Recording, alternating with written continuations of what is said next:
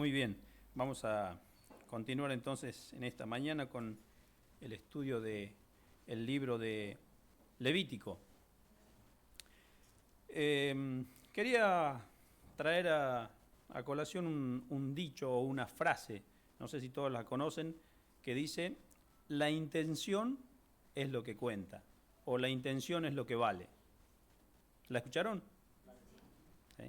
¿Qué entienden por eso? ¿O qué quiere decir cuando decimos eso, la intención es lo que vale?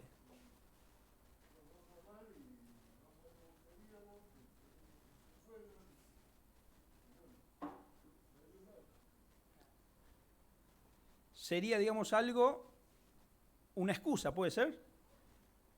Podríamos decir que es una excusa por algo que no salió bien o no logramos el objetivo que queríamos. ¿Sí? Es una forma linda de dar una excusa, o de justificarse o de justificar a alguien. Bueno, la intención es lo que cuenta cuando no alcanzamos o no superamos el objetivo. ¿Mm? La intención es lo que cuenta, o la intención es lo que vale. Quise, digamos, tener presente este concepto para hablar de lo que vamos a desarrollar en esta mañana. Venimos estudiando la historia del pueblo de Israel, pero, digamos, todo empezó con una persona. ¿Recuerdan? Que ellos salieron de Egipto, pero empezó con una persona que ingresó a Egipto. ¿Quién era el que ingresó a Egipto?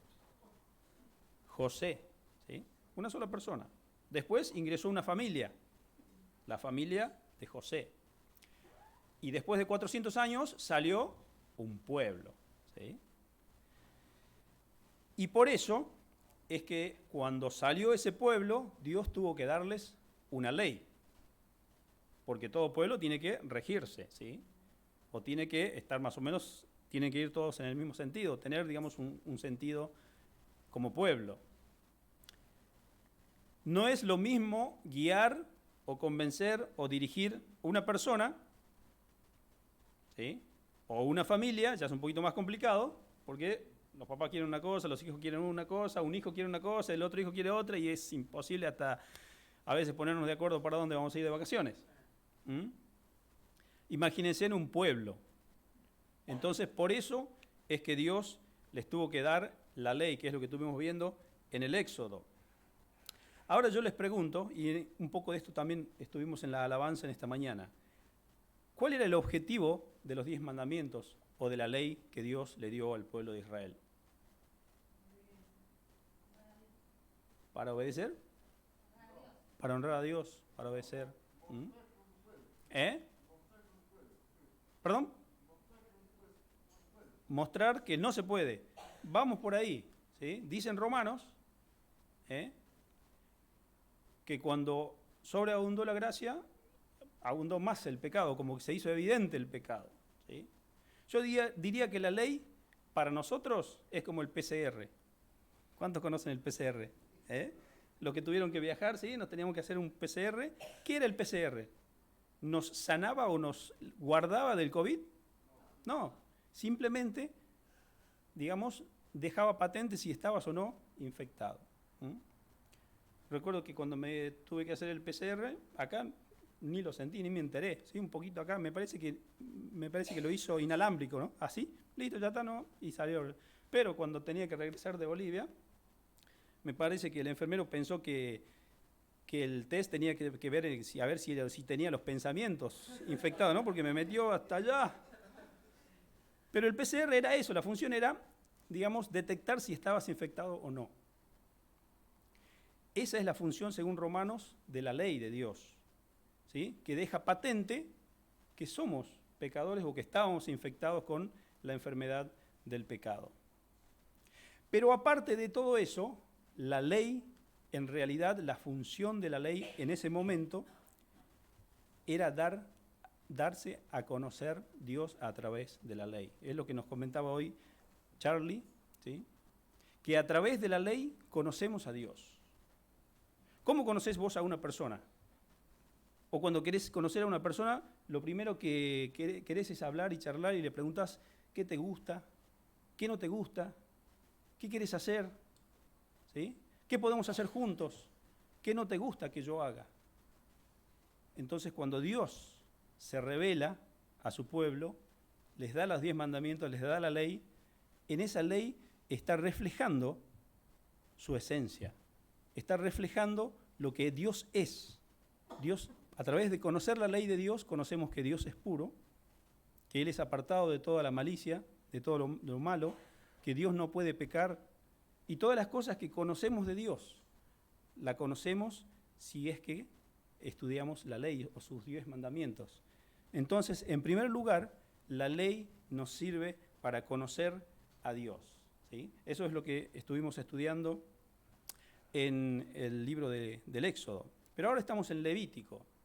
Dios ahora quiere establecer, digamos, la forma de relacionarnos, de cómo el hombre se puede acercar a Dios, de cómo el hombre se puede relacionar con Dios. Y elige una tribu, la tribu de Leví. ¿Para qué?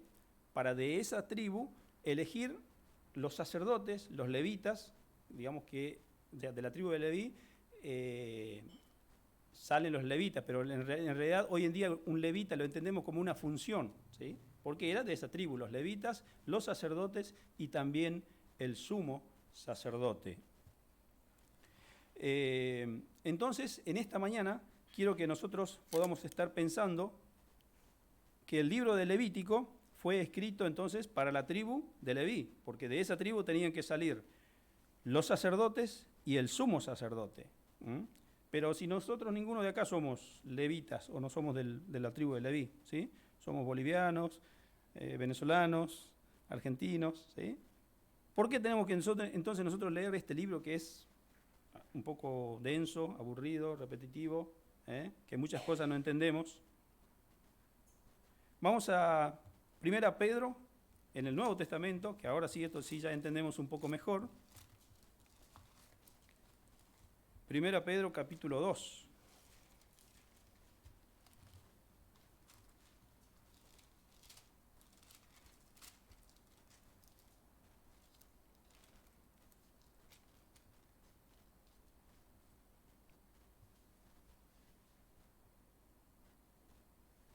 Dice el verso 5, vosotros, o sea, nosotros también, como piedras vivas, sed edificados como casa espiritual y sacerdocio santo, para ofrecer sacrificios espirituales aceptables a Dios por medio de Jesucristo. Ahora sí me cierra por qué tengo que leer el libro este de Levítico. Porque dice que cada uno de nosotros, Dios desde el principio quiso que seamos una nación santa, de una nación o un pueblo de sacerdotes. Que cada uno de nosotros podamos ser sacerdotes. Dice, o remarca todavía en el versículo 9 del mismo capítulo, mas nosotros somos linaje escogido, real sacerdocio, nación santa, pueblo adquirido por Dios, para que anunciemos las virtudes de aquel que os llamó de las tinieblas a su luz admirable. ¿Sí? Esa es la función, o ese es el deseo que Dios tiene para cada uno de nosotros, que seamos sus sacerdotes. Entonces, teniendo esto en cuenta, vamos ahora sí a estudiar el libro de Levítico, sabiendo que no es solamente para esa tribu, para los levitas o para los sacerdotes, sino que para cada uno de nosotros. Y todo lo que podamos leer en el libro del Levítico sobre los sacerdotes, aplica para mí, aplica para vos, aplica para cada uno de nosotros, ¿sí? ¿Cuál es la función del sacerdote? ¿O qué es lo que hace un sacerdote? Un sacerdote tiene la función de conectar al hombre con Dios. Eso es lo que hacía el sacerdote. Tomaba la ofrenda del pueblo y se la presentaba a Dios. Tomaba la adoración del pueblo y se la presentaba a Dios. Vemos, digamos, que los sacerdotes primero tenían que ofrecer un sacrificio, primero por ellos mismos, porque ellos necesitaban también ser limpios para poder presentar algo limpio, algo digno de la presencia de Dios, porque Dios es santo. Entonces primero tenían que santificarse ellos mismos para después poder entregar algo santo y ofrecerlo a Dios. Esa era la función del sacerdote y eso es lo que espera Dios de cada uno de nosotros, que nos santifiquemos, no que seamos santos o que seamos santulones, sino que nos santifiquemos, y ya lo mencionamos cuando estudiamos Éxodo, el lavamiento en el agua de la que es la palabra, la vestidura de la pureza, ¿sí? ¿Se acuerdan? Las túnicas, los calzoncillos también, todo puro de lino, y toda la vestimenta que tenía el sacerdote nos habla de cómo tiene que ser nuestra relación para presentarnos delante de Dios. Pero también nos habla del sumo sacerdote, que era uno entre toda esa tribu. Y todo lo que aplica para el sumo sacerdote, lo aplica para nuestro sumo sacerdote, que es el Señor Jesucristo. Que Él no hacía falta que Él presentara algo porque Él era, digamos, algo que lo limpiara, porque Él ya era limpio. No necesitaba, digamos, una vestidura de lino, porque Él ya era puro, ya es puro. Y por eso es que pudo tomar nuestro lugar y ofrecerse en sacrificio por cada uno de nosotros para que podamos ser aceptos delante de Dios. Esa es la función entonces del sacerdote, ¿sí? Unir o relacionar al hombre con Dios. En cambio, el profeta era al revés. El profeta tomaba algo de Dios y lo transmitía al hombre. El profeta escuchaba lo que Dios decía y se lo transmitía al pueblo. Entonces, Dios quiere y anhela esto, ¿sí? Que cada uno de nosotros seamos sacerdotes para que podamos estar en comunión o acercarnos a Dios, así como lo había establecido en el libro de Levíticos. Tenemos que observar todas esas cosas, todas esas instrucciones muy meticulosas que da Dios de cómo debían limpiarse los sacerdotes para ofrecer o para servir de manera digamos, adecuada en el servicio que tenían que hacer para el Señor. Y vimos el tema del lavamiento del agua, vimos todo lo que era la vestidura sacerdotal. Lucas también ya nos habló después de los distintos sacrificios, de las ofrendas que se debían hacer para hacer todo, digamos, el ritual de consagración de un sacerdote y del sumo sacerdote.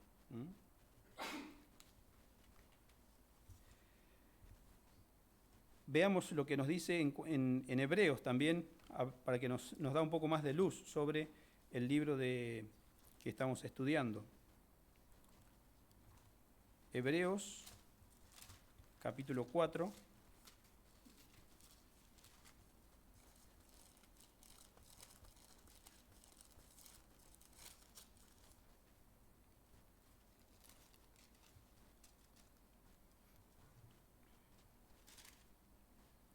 El verso 14 dice: por tanto, teniendo un gran sumo sacerdote que traspasó los cielos, Jesús, el Hijo de Dios, retengamos nuestra profesión. Acá nos habla del sumo sacerdote que tenemos nosotros, ¿sí? Y todo lo que vemos en Levítico referente al sumo sacerdote, podemos aplicarlo, o se aplica perfectamente, se revela todo en el Señor Jesucristo. Lo que el pueblo de Israel veía como un gráfico, como una imagen en el sumo sacerdote, nosotros lo podemos ver claramente y nos ha sido revelado a través del Señor Jesucristo, que es nuestro sumo sacerdote. El pueblo, para acercarse a Dios, dependía de un sacerdote, que era un hombre como nosotros, que era un humano, que podía tener fallas. Y muchas veces habrá fallado, porque quizás no confesó todos sus pecados, tenía algo escondido, tenía algún secretito guardado. Recuerdan que dijimos que tenían una túnica y alrededor de la túnica tenían campanitas y tenían granadas, ¿sí? Y esas campanitas servían para botonear, para avisar si él seguía vivo o si había sido juzgado cuando él quería presentar y no estaba, digamos, adecuadamente preparado para presentarse delante de Dios. Y el pueblo estaba afuera todo expectante o quizás también con temor, esperando a ver si su ofrenda había sido aceptada o no. Eso también quizás nos podría pasar a nosotros si teníamos un mismo sacerdote, pero de ninguna manera podemos tener la duda, porque dice que el Señor Jesucristo ha sido el sacrificio por nuestros pecados y Él ha sido sin mancha y puro y se ha ofrecido para ser nuestro, digamos, nuestro intercesor entre Dios y nosotros los hombres. Entonces podemos, como dice acá en Hebreos, estar seguros, acercarnos confiadamente a Dios, que no vamos a ser rechazados, no vamos a ser, digamos, disciplinados si nos acercamos a través de Dios. No nos acerquemos como nosotros querramos, sino que tenemos que acercarnos a Dios como Dios lo ha establecido. ¿Sí? Pero ¿por qué puede saltar algún carácter fuerte por ahí, ¿no? Algún cocorito. Pero ¿por qué tenemos que acercarnos como Dios dijo? ¿Por qué no puedo acercarme como yo quiero? Porque Dios ha establecido en la forma en que debemos actuar. Si no, por ejemplo, intentemos entrar, no sé, a la oficina de nuestro jefe sin tocar la puerta. No digo que nos santifiquemos, que hagamos sacrificio antes de ir a ver a un jefe, pero mínimamente tenés que aprender a tocar la puerta. Si te mandás sin tocar la puerta y entras a la oficina de tu jefe, ¿qué pasa? Y eso que es tu jefe, nada más. Entonces, ¿cuánto más si nos vamos a acercar al Dios creador de todas las cosas, al Rey Supremo, al Dios que está sobre todas las cosas? ¿Cómo no nos vamos a acercar como Él quiere que nos acerquemos si queremos ser escuchados, si queremos ser atendidos? ¿Qué hace un jefe si entras sin tocar la puerta? Mínimo te manda con lo que tiene, ¿no? O te dice muchas bendiciones también. Entonces, hoy quiero que podamos analizar de qué manera Dios ha establecido que nos acerquemos para adorarle, para que nos acerquemos para estar en su presencia, para servirles y también para recibir de Él. Lucas ya habló de los sacrificios, habló de los holocaustos, habló de las ofrendas, habló de las oblaciones y todo lo que estuvimos viendo en los capítulos anteriores. Pero en el capítulo 8 del libro del Levítico, allí menciona cómo fue la inauguración, digamos, o la consagración del tabernáculo, la consagración de todo lo que se hizo y la consagración de los sacerdotes y del sumo sacerdote. Pero quiero, digamos, resaltar el capítulo 8 de Levítico, el verso 23.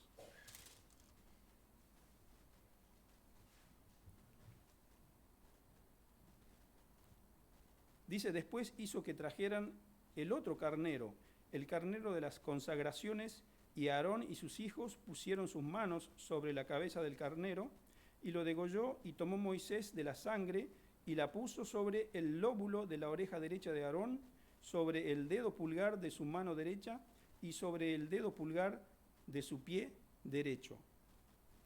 Esta era la manera que debían consagrar a un sacerdote y al sumo sacerdote también. Tomar de la sangre del sacrificio por la consagración y tenían que untar de esa sangre, ¿dónde dice? En la oreja, ¿sí? En el dedo pulgar y en el dedo del pie. Si nosotros queremos oficiar como sacerdotes para Dios, debemos, digamos, estar consagrados, ¿sí? Y recuerdan la palabra consacro, santo, ¿sí? Consagrar era eso, ¿sí? Ser santo o estar, digamos, santificado para cumplir una función. Para nosotros estar consagrados, tenemos que ser rociados o consagrados con la sangre del Señor Jesucristo. ¿Qué cosas? ¿Sí? Primero, nuestro oído. ¿Sí? ¿Se acuerdan que tenemos que ser lavados por la palabra? Tenemos que escuchar lo que Dios dice. Si queremos acercarnos a Dios y ser aceptos por Dios, tenemos que escuchar en la forma que Él pidió qué tenemos que hacer o cómo tenemos que acercarnos a Dios. ¿Sí? Después dice que la sangre se iba en el pulgar de la mano. ¿Para qué usamos la mano? Para hacer. Todo lo que hagamos, que lo hagamos, ¿sí?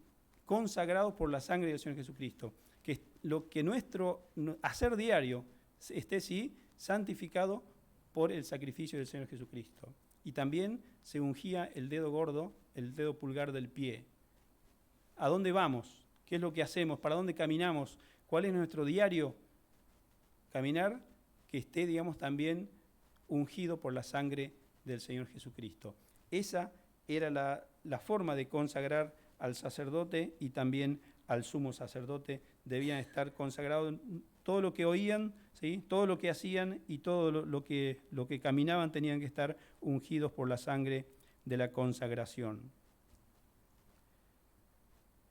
También, aparte, digamos, de ungir el lóbulo de la oreja, los dedos pulgares, el dedo del pie, también se ungió todo lo que habían preparado y todo lo que Dios indicó que se hiciera, ¿sí? Todo el tabernáculo, inclusive hasta los utensilios de oro, todo fue rociado con la sangre para ser consagrada, inclusive el altar donde se hacía el sacrificio para Dios, e inclusive el altar fue también rociado con la sangre para poder ser santificado y para ser, digamos, de esa manera instaurado, ¿sí?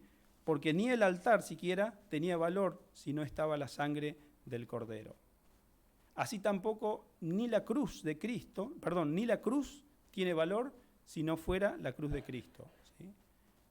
Porque si en la cruz no hubiese muerto el Señor Jesucristo, hoy una cruz sería como es una horca, como es una guillotina, como es todas las, digamos, formas de tortura, ¿sí? Sería una hoguera más, pero al ser el Cordero de Dios que fue inmolado en ese altar, en la cruz, es que la cruz hoy para nosotros significa lo que significa, porque allí se derramó la sangre del Señor Jesucristo. Entonces el altar también debía ser puesto, digamos, o consagrado mediante la sangre del Cordero.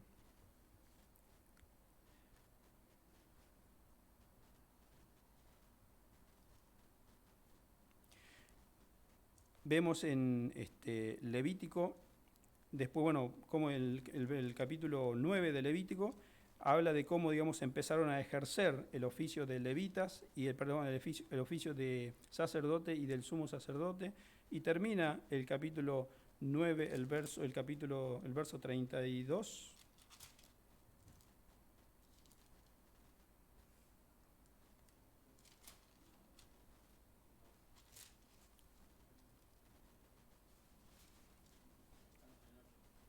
Perdón, termina el capítulo, termina muy parecido. El capítulo 8 termina, dice, y Aarón y sus hijos hicieron todas las cosas que mandó Jehová por medio de Moisés, ¿sí?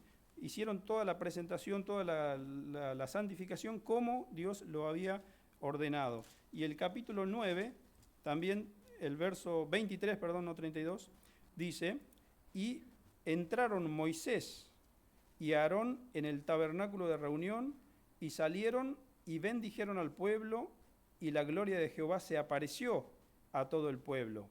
Y salió fuego de delante de Jehová y consumió el holocausto con las grosuras sobre el altar, y viéndolo todo el pueblo alabaron y se postraron sobre sus rostros. Es muy notorio. Recuerdan que dijimos cuando estudiábamos en el libro de Éxodo, capítulos 28, 29, cuántas veces se repetía como lo dijo Moisés, como dijo Jehová, como Jehová lo dijo a Moisés, ¿sí? Y acá también el capítulo 8 termina mencionando que Aarón y Moisés hicieron como Jehová le había dicho, o como Dios le había dicho a Moisés. Y el capítulo 8 también se menciona 12 veces como Dios lo dijo, como Dios lo indicó, como Dios le dijo a Moisés. Entonces es importante prestar oído a cómo Dios quiere que hagamos las cosas para acercarnos a servirle, para acercarnos a adorarle a Él. Y termina el capítulo 9 haciendo todo lo que hicieron conforme a lo que Dios hizo o Dios dijo, y el resultado es de que el pueblo vio la gloria de Dios. ¿De qué manera? Dios se manifestó enviando fuego sobre ese altar donde ellos habían ofrecido como Dios había ordenado, y consumió ese sacrificio en señal de aceptación, en señal de que le agradó lo que le ofrecieron porque lo hicieron como Él se los pidió. Y así termina el capítulo 9. Pero el capítulo 10 empieza ahí nada más, ni bien después que se ungieron, después que, digamos, inauguraron el servicio de los levitas, al toque, como diríamos hoy, se encuentran los hijos de Aarón, Nadab y Abiú. Dice que ellos agarraron un incensario, pusieron incienso y prendieron fuego. No sé si agarraron un encendedor o con qué, pero prendieron fuego. ¿Y eso? ¿Qué pasó con eso? Allí dice que la ira de Dios se mostró y otra vez se manifestó a través del fuego. Pero no como en el capítulo 9, que el fuego consumió el holocausto y estuvo agradable a Dios, sino que acá el fuego consumió a Nadab y a Abiú, esos sacerdotes recién instaurados, recién inaugurados. ¿Por qué? Porque dice que ofrecieron fuego extraño. Acá no está diciendo porque ofrecieron fuego como Dios les mandó. ¿Sí? ¿Ven la importancia de hacer como Dios manda? Dice que Dios se encendió en ira y mandó fuego que los consumió en el momento. Murieron allí donde estaban. ¿Sí? Pero quiero que notemos que el capítulo 10 dice, verso 1, Nadab y Abiú, hijos de Aarón, tomaron cada uno sus incensarios y pusieron en ellos fuego, sobre el cual pusieron incienso y ofrecieron delante de Jehová. ¿Sí? Lo que hicieron, lo hicieron para Jehová. Ellos querían adorar también a Jehová. No dice que lo hicieron para ellos mismos. No dice que querían adorar al diablo, a Satanás, o que estaban haciendo algo. No, estaban queriendo adorar a Dios. Pero no usaron el fuego que Dios había pedido. ¿Cuál es el fuego que ellos tenían que utilizar? El fuego que Dios envió a ese altar. De allí tenían que tomar el fuego para prender lo que tengan que prender o para quemar lo que tengan que quemar. Siempre se tenía que usar el fuego que Dios había dado allí en el altar al principio. Pero ellos prendieron fuego de otra manera, no sé cómo lo hicieron. Pero dice que eso fue lo que movió a que Dios usara esa justicia. ¿Sí? Quizás parece demasiado fuerte, demasiado injusto lo que Dios hizo de terminarlos allí, si ellos estaban queriendo ofrecerle algo para Él. Por eso es que le decía hace un momento que a veces saltamos, pero ¿y por qué tenemos que hacer las cosas como Dios pide? Porque esa es la forma en que tenemos que acercarnos a Dios si queremos ser aceptos por Él o si queremos agradarle. ¿Sí? Entonces, ellos dieron un fuego extraño y así terminaron. ¿Sí? Cuando hacemos como Dios manda, Dios envía, digamos, su presencia y se agrada. Pero cuando nos presentamos como nosotros queremos, también vamos a ver la presencia de Dios, pero lamentablemente el juicio va a caer sobre cada uno de nosotros. Muchas veces, al pensar esto, pensamos que ¿por qué Dios actuó de esa manera, ¿no? Pero sería bueno que cada uno de nosotros también pensemos cuáles son los fuegos que estamos presentando a Dios. Quizás somos muy, vamos a hacer esto para Dios, vamos a hacer aquello para Dios, pero quizás es nuestro fuego y no es el fuego de Dios que nos mueve a hacer las cosas que tenemos que hacer para Dios. Y en esta mañana quiero que pensemos en eso. ¿Qué es lo que estamos ofreciendo a Dios? ¿Qué es lo que nos mueve? ¿Qué es lo que nos anima a ofrecer algo a Dios? ¿Recuerdan el caso del becerro? Cuando Moisés subió al monte y ya pasaron más de un mes y el tipo no volvía, entonces todo el pueblo dijo, algo le habrá pasado, no sé. ¿Sí? Entonces, vemos en Éxodo, eso también sería bueno que lo leamos para que podamos notar algo que es, digamos, muy, muy importante. Éxodo 32, el verso 5 dice, después que ellos, digamos, le pidieron a Aarón que les hiciera un dios para que los guíe, qué sé yo, y dice que ellos juntaron oro, juntaron los arcillos de oro, tiraron a algo ahí y salió un becerro, salió un torito. ¿Sí? Dice el verso 4, dice, y él tomó de las manos de ellos y les dio forma, o sea, las alhajas de oro, les dio forma con buril e hizo de ellos un becerro de fundición. Entonces dijeron, Israel, estos son tus dioses que te sacaron de la tierra de Egipto. Y viendo esto Aarón, edificó un altar delante del becerro y pregonó a Aarón y dijo, escuchen esto, mañana será fiesta para Jehová. ¿Sí? Lo que Aarón hizo, lo hizo para Jehová, porque vio que el pueblo le gustó. Lo hizo seguramente de todo corazón, con muy buenas intenciones. No lo dudamos, que esto lo hizo para Jehová. Dios dice acá en la Biblia, ¿sí? Aarón hizo esto para Jehová, pero Jehová no lo había pedido. ¿Qué es lo que hizo? Estuvieron 400 años en Egipto. Vieron todo lo que se ofrecía a los dioses. Y entonces ahí salió un becerro. ¿Y qué era el becerro?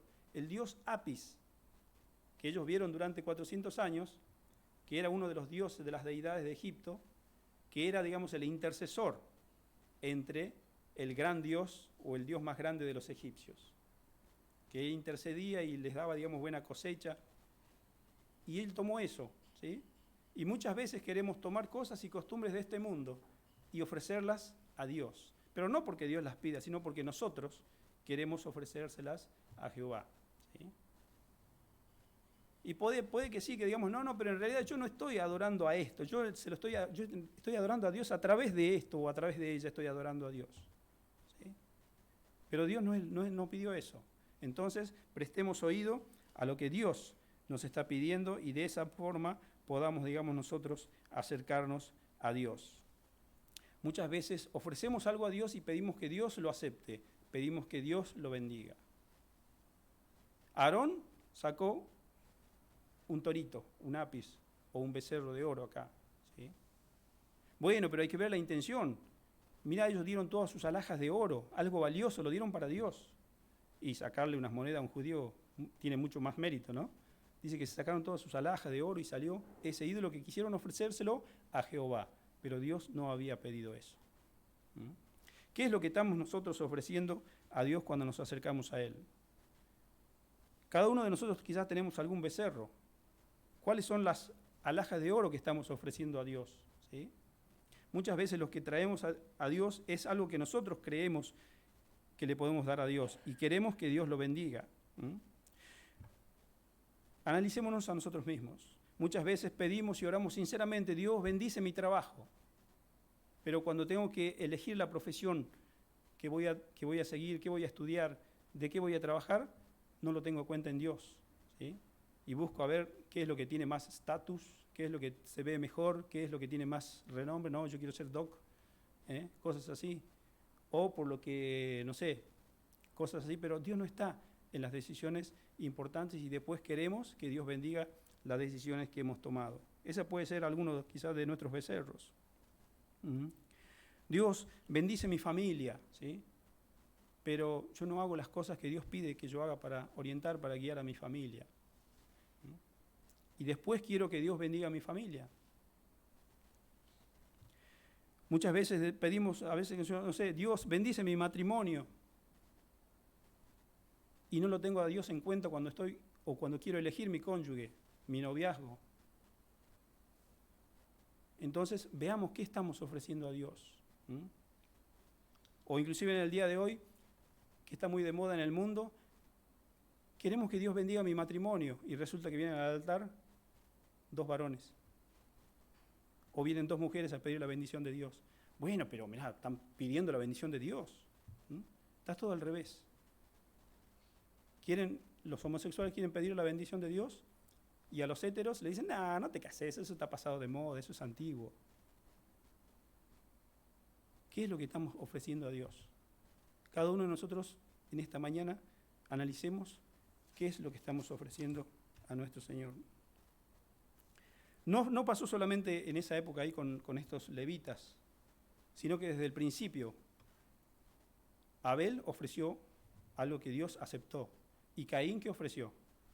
Lo mejor de su cosecha, lo mejor de su esfuerzo, porque él era agricultor y ofreció todo lo mejor que tenía, pero Dios no había pedido eso. Y él se enojó, en vez de buscar o de inquirir qué es lo que Dios quería que hiciera. Después a David le pasó algo similar. ¿Recuerdan cuando David tuvo una buena intención? Hablábamos de que si las intenciones cuentan o no cuentan. David quiso llevar el arca, más adelante, después de digamos, de esto, de los levitas, lo que estamos estudiando, quiso llevar el arca a su ciudad, donde él estaba en Jerusalén. El arca representaba la presencia de Dios. ¿No era una buena intención que el rey quiera estar en la presencia de Dios? Imagínense si nuestro presidente estuviera en la presencia de Dios. ¿No es algo bueno? Sí, era una muy buena intención. Así que preparó un carro nuevo, no le puso un buey, 2 bueyes le puso. Hoy sería como tener el auto último modelo, ¿sí? Con un motor de alta cilindrada, ¿sí? Lo mejor un 0 km para llevar la presencia de Dios. Y puso el arca en ese carro nuevo y los iban todos contentos llevando el arca hacia Jerusalén los bueyes tropiezan, el carro nuevo se tambalea y el arca casi cae. Y había un hombre que se llamaba Usa, con una buena intención para que no se cayera el arca, le puso la mano y allí Dios lo mata en ese momento. ¿No eran buenas intenciones? Y David se asustó, tuvo miedo, tuvo temor. Después recién averiguó, ¿qué pasó? ¿Por qué pasó esto? ¿Por qué Dios actúa tan fuerte de esta manera? ¿Y por qué mató a Usa? Y recién allí escuchen lo que Dios decía, lo que ya había dicho, lo que estaba escrito, que cuando Él dio las instrucciones a Moisés en el monte de cómo se tenía que hacer el arca, dijo que el arca tenía que tener 4 argollas, 2 argollas de cada lado, y a través de esas argollas tenían que pasar 2 varas. ¿Para qué esas varas? Para que los 2 sacerdotes llevaran en los hombros esa arca. De esa era la forma que Dios había establecido que se tenía que llevar el arca. Por eso pasó lo que pasó de Usa. David tuvo muy buenas intenciones, pero Usa pereció. Entonces, fijemos cuáles son las intenciones que tenemos en nuestro corazón. Lo mismo le pasó a Saúl, ¿sí? Cuando Dios le dijo que vaya y haga guerra contra los amalecitas, porque los amalecitas lo trataron mal al pueblo cuando salió de Egipto. Les hicieron guerra, los iban así haciéndole guerrilla para, digamos, disminuirlos. No los dejaron pasar por su tierra, que era, digamos, un paso más directo. Entonces Dios le dijo a Saúl, al rey Saúl, después de mucho tiempo, que vaya y que haga guerra y que destruya a todos, que era el juicio de Dios contra Amalec por lo que había hecho el pueblo de Dios. Y vamos a ver qué pasó en el libro de Samuel, capítulo 15, el verso 22. Saúl fue a la guerra, ¿sí? Liquidó a todos lo que tenía que liquidar, pero se quedó con el rey y con el ganado, con lo más gordo del ganado, ¿sí? Entonces después va el profeta Samuel y le dice esto, 1 Samuel capítulo 15, verso 22. Y Samuel dijo, ¿se complace Jehová tanto en los holocaustos y víctimas como en que se obedezca a la palabra de Jehová? Ciertamente el obedecer es mejor que los sacrificios, y el prestar atención es mejor que la grosura de los carneros. Porque como pecado de adivinación es la rebelión, y como idolatría, y como ídolos e idolatría la obstinación. Por cuanto tú desechaste la palabra de Jehová, Él también te ha desechado para que no seas su rey. Esto le pasó a Saúl. Dice que él se quedó con lo mejor del ganado, los más gordos, los más sanos, los más limpios, como Dios lo pedía para su sacrificio. ¿Para qué? Para adorar a Dios. Pero Dios le había dicho que tenía que castigar a todo ese pueblo. Y él se quedó con lo mejor para adorar a Dios. Pero Dios no había pedido esa adoración. Entonces, como somos cada uno de nosotros sacerdotes para Dios, tenemos que acercarnos a Dios y tenemos que acercar a las demás personas ante Dios, pero tenemos que hacerlo como Él lo pide, como Él quiere que nos acerquemos. Entonces, es importante que nosotros podamos oír cómo Dios quiere que nos acerquemos a cada uno de nosotros. Entonces, quiero terminar con ese, digamos, con ese dicho que habíamos empezado, que decía que la intención es lo que cuenta, pero para nosotros que queremos acercarnos a Dios, la intención no cuenta, ¿sí? La instrucción de Dios es lo que cuenta, y el oír la instrucción de Dios es lo que cuenta para nuestras vidas. Acerquémonos, pues, confiadamente hacia el trono de la gracia para hallar oportuno socorro para nosotros y para los que podemos acercar a Dios, pero prestemos mucha atención a la forma en que vamos a acercarnos a Dios como Él quiere, ¿sí? Porque no es nuestro jefe que podemos tocarle la puerta nada más, sino que es mucho más. Y vamos a, digamos, si nos acercamos como Él quiere, vamos a ver la gloria de Dios en nuestras vidas, en nuestra familia, en nuestro pueblo, en nuestra iglesia. Que el Señor nos ayude, digamos, a hoy estar pensando y meditando en la forma que estamos acercándonos a Dios, qué es lo que estamos ofreciéndole, lo que a mí me parece, lo que yo quiero o lo que Él realmente me ha pedido que le entregue y que le ofrezca en santidad y en pureza. Que el Señor nos bendiga.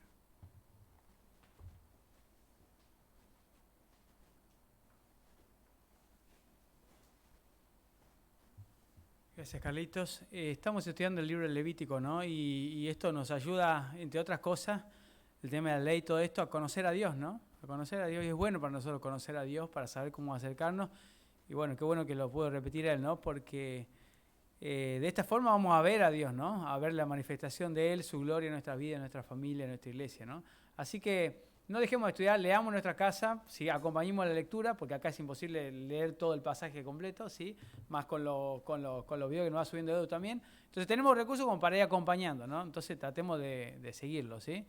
Les comento que le vamos a confirmar en estos días, pero viene un almuerzo congregacional, ¿sí? Vamos a ver si lo hacemos el domingo que viene o el siguiente, pero nos quedaremos después del domingo, como ahora, pero después, ¿sí? Trayendo cada uno, armando algo para tener una rica comida, pero lo haremos, ¿sí? Así que la vamos a estar confirmando. Y ahora creo que hay algo para los padres, ¿no? No sé si ya están los chicos, a ver. Esperen un segundo, ahí va, se van a fijar.